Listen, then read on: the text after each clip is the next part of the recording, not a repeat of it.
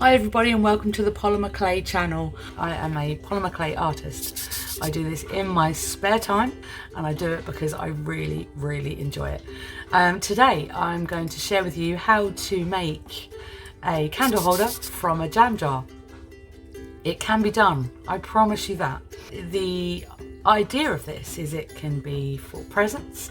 We've got Christmas coming up. I know it's a swear word, I know it's too early for that. However, bear with me, stay with me. We're going to make this and it's going to be great.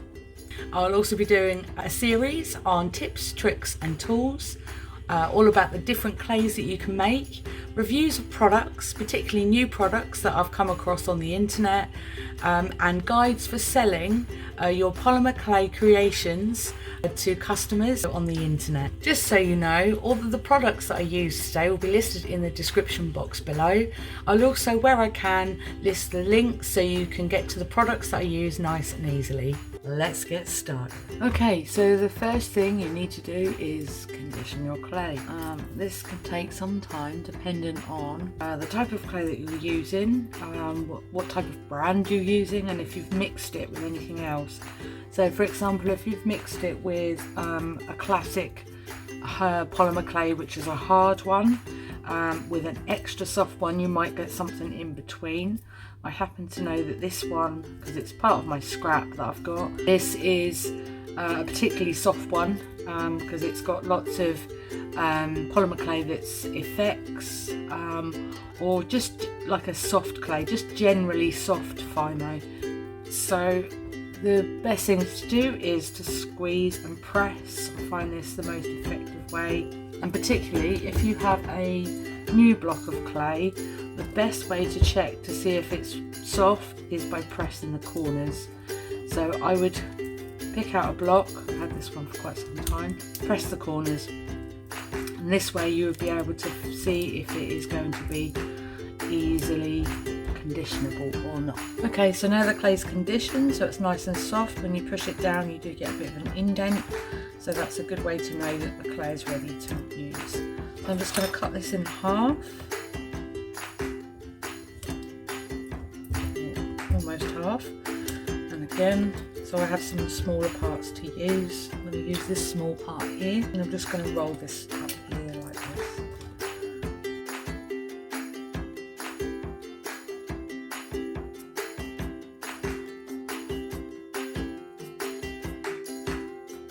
So what I'm doing here is making lots of different sizes to make it easy to work with and also quite quick. So I'm just going to roll these into long snakes sort of shapes and get the desired kind of thickness that I'm looking for, and then I'm going to go ahead and start decorating the jar.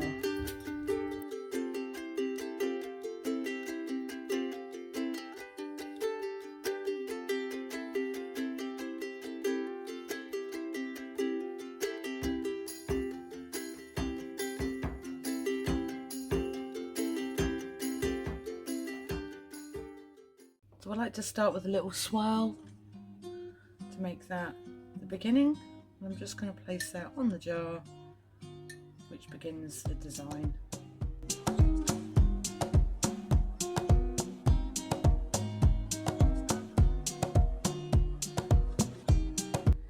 Okay, so this is the first start, and it's just a simple design with lots of open spaces so that the flame from the candle can show through.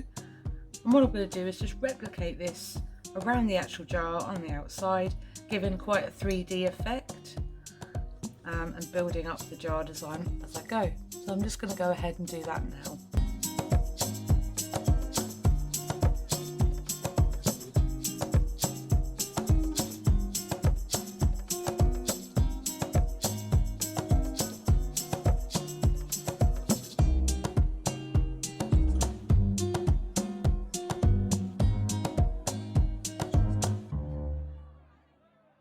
I'm just going to use this bit here to roll out a larger width so I can make the design nice and 3D.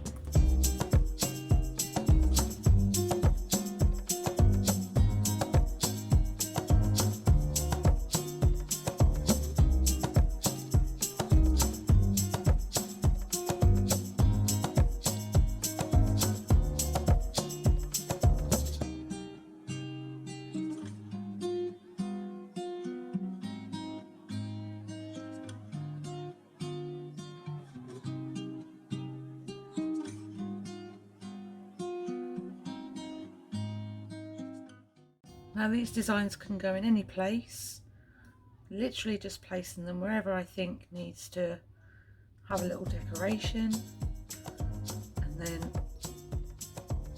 covering the jar in a decorative way, given plenty of space within the designs all the way around. This one I've made a little bit shorter because I'd like this to have a different design here, just to give it a bit more of interest.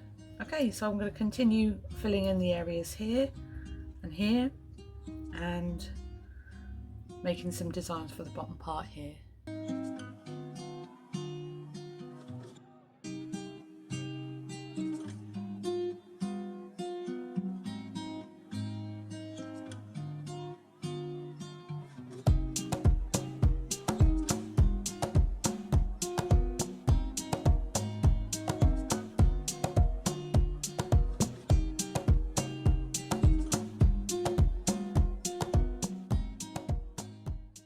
Okay, so what I'm doing now is just looking for an area where I can start making another design, and I'm going to choose this bit here and have something come down all the way around. Okay, so I'm just going to fill this part in here with a different design, so it goes all the way down the bottom and finish here.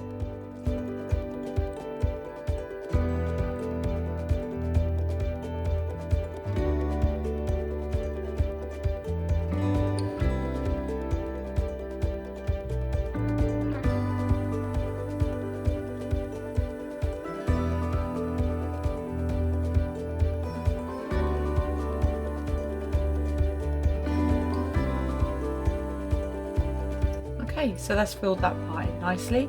I like to make it a bit different each time, so it gives the design a little bit more interest as it goes around the jar, and it's not all the same that way. So I'm just going to fill this part in here now with some more.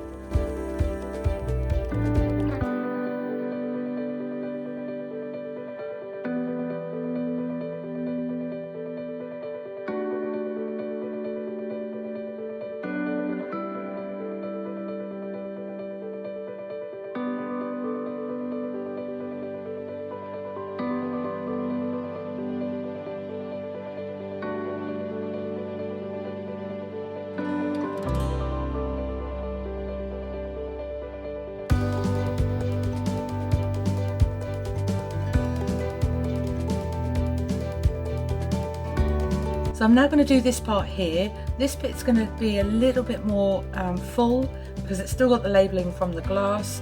So I'm not going to make it quite as clear as the other parts around here, but I'll make a nice design so that you can't see the labels through there.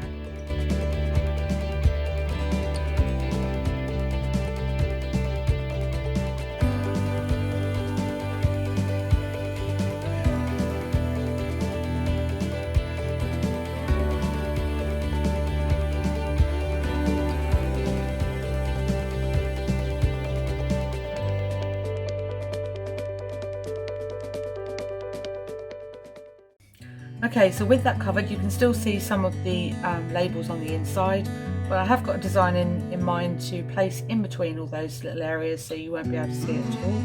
So what I'm going to do now is have a look at some designs and see what I can make to fill in some of these areas and give it a bit more decorative look to it.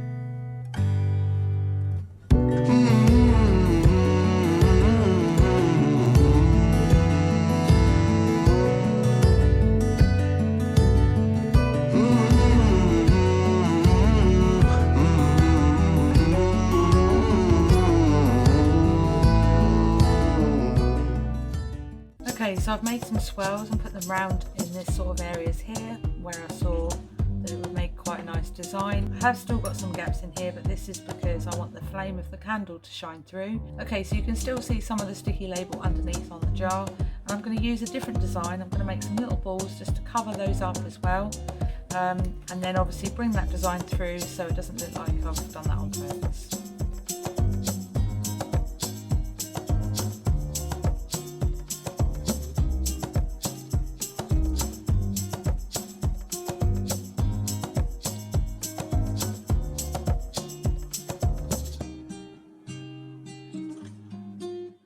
Okay, so what I've made here are some little balls. What I'm going to do here is decorate, particularly where the sticky labels are on the inside, and then bring that across so that it doesn't look like I've purposely tried to cover up the label there. I'm just going to go ahead and do that now and see what we come up with.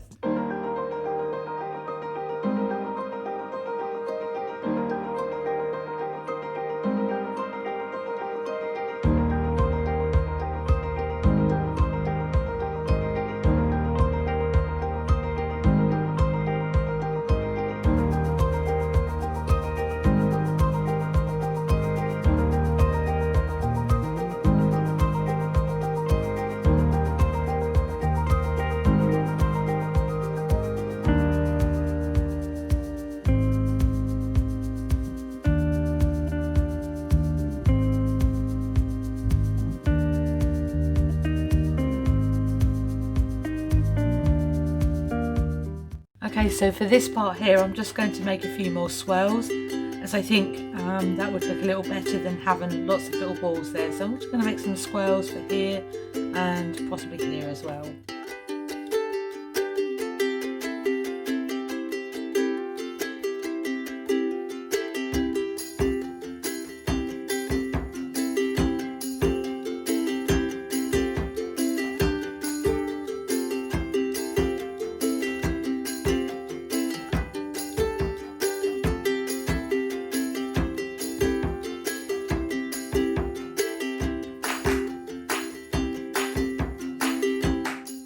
So as you can see, all the little swirls and the balls are all different sizes, and I've made it like that so that it gives the jar a lot of interest, and it's not a flat design, it's actually quite 3D, and I like it like that as it gives it a lot more interest and a unique design.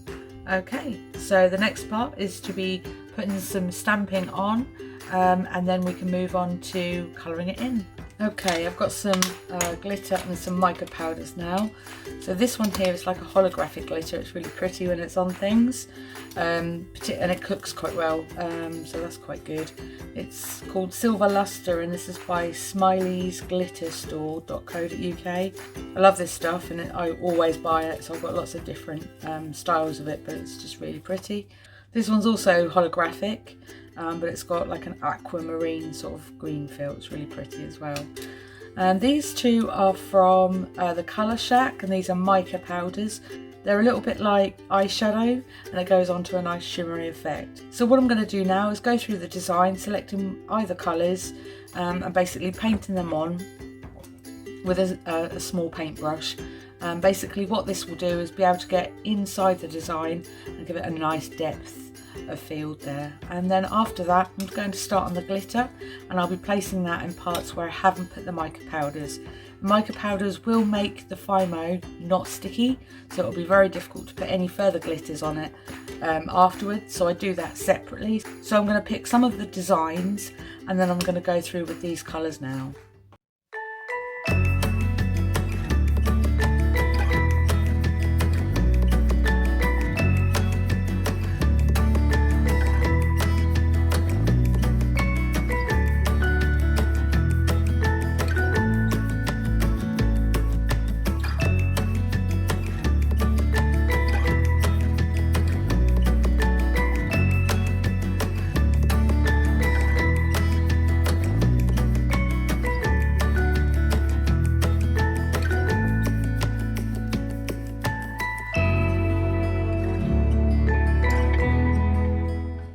Okay, I'm going to use these two stamps here. These are quite flexible and they're really quite bendy, so it is easy to get around the design. And I found that this part here is quite plain and boring, so I'm just going to jazz that up a little bit with some of these prints.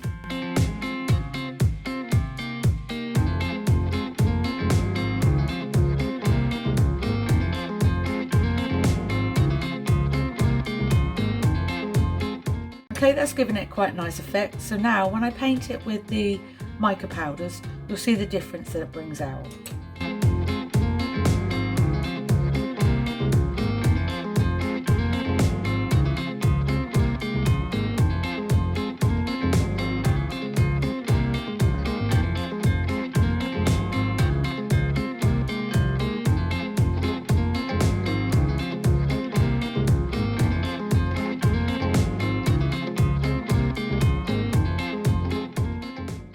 Okay, so that part's done now. As you can see, it's brought out quite a nice pattern with the mica powders. So I'm just going to move on to the other parts of the jar and press in the same pattern in a sort of a random way throughout the design.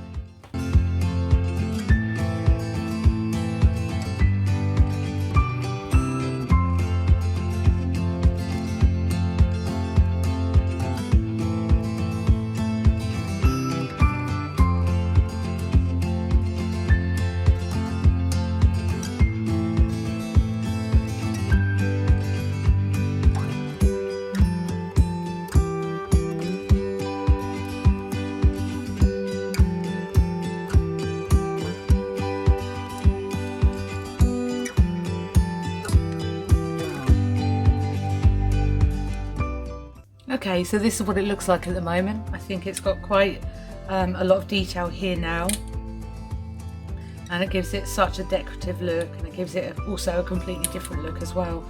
You'll notice I've left some spaces.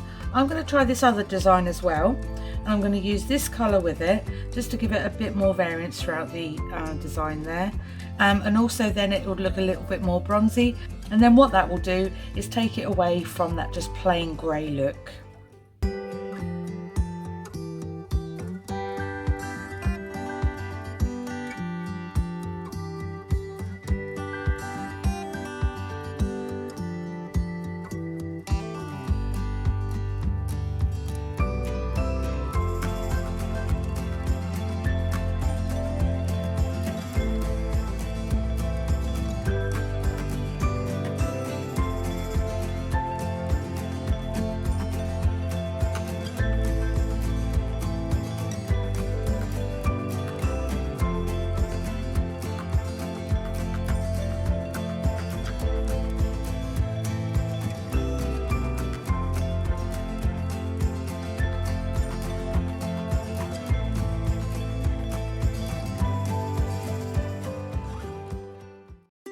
Okay, so I've finished highlighting now, and as you can see throughout the design in random areas it just gives that a really nice look with a little bit of pattern, so it's not quite so plain. So what I'm going to do now is just dot in certain areas where I see that it's still a little bit plain with this dotting tool, and then give it another dust over with some colour.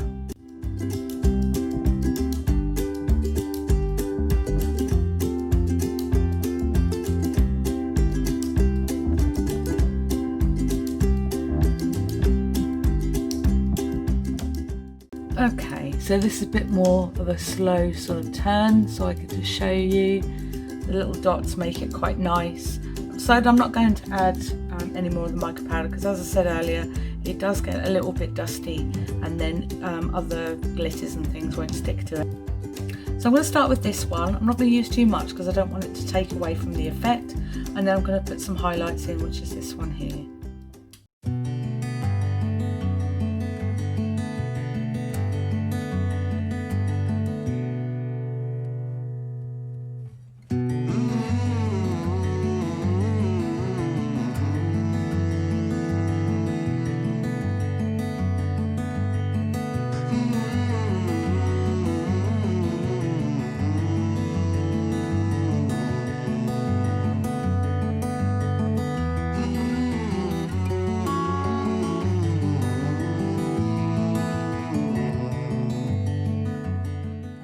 Okay, so anyone that knows me knows that I absolutely love glitter, so I've had to hold myself back a bit and just put it in the highlighted spots that I think it will catch the light, and as you can see I think it's doing just that. I think it looks really good.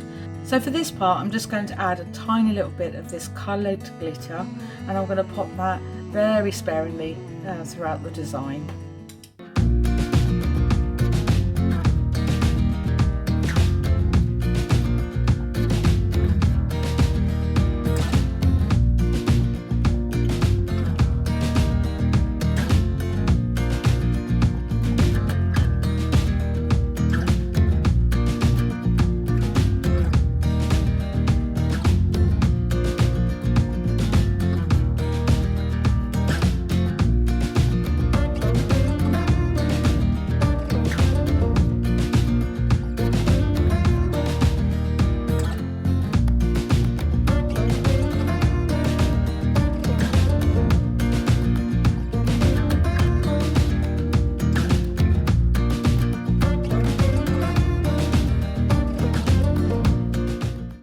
Okay, so now the blue glitter has been popped around the design there. I have patted it on because it wasn't going on too well the other way, and I wanted it to complement the holographic glitter rather than sort of go against it. Okay, so that is the finished piece. All the mica powder parts here that are on the glass, it will flick off. Just give it a dust and it will come. Okay, so it's ready to cook now. I'm just going to pop this on the tile beneath and then I'm going to put it in the oven. Now I have a gas cooker, so I put it on gas mark 1. It doesn't need to be any higher than that, and I normally leave it in the oven for about 15 to 20 minutes. Bear in mind, if you do leave it longer, it can become brittle and it can break or it can burn. So it's always best to keep an eye on every 10 minutes just to see how it's getting on. So I'm going to pop that in the oven now. This is what the final design looks like. So I'm going to pop a candle in and I'm going to take some photographs and then you can see what the final design looks like with the candle inside.